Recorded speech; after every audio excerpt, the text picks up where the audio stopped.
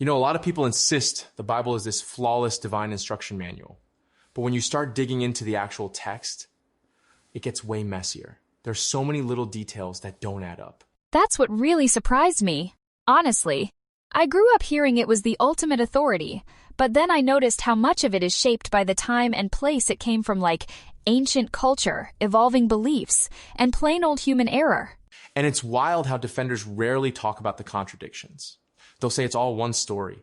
But even basic things like who found Jesus' empty tomb or what God says about slavery totally clash depending on which book you read. Exactly. The Gospels alone are almost like 4 different movie adaptations of the same event. Details get mixed up, the order of things is off, and sometimes you're left thinking, wait, did anyone actually compare notes? I've noticed Old Testament laws do this too.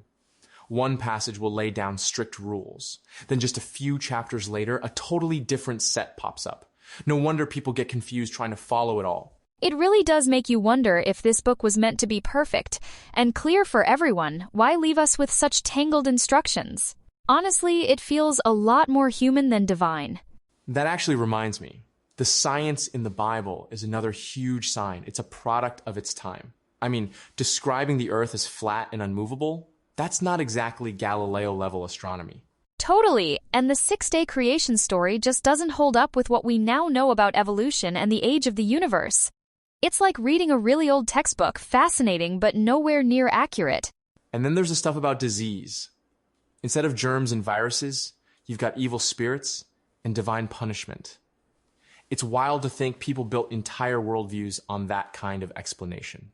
What gets me even more are the plot holes, like, if God is all-knowing, why set up Adam and Eve to fail with that forbidden fruit? Or the contradictions where God seems loving in one chapter but orders violence in another. Yeah, those moments really shake the idea of a perfect, all-wise author. If nothing else, it shows the Bible is full of ideas that made sense to ancient authors, not necessarily to us today. Honestly, I think it's healthier to see the Bible as a fascinating historical document, valuable but not infallible. You can respect it without pretending it's flawless.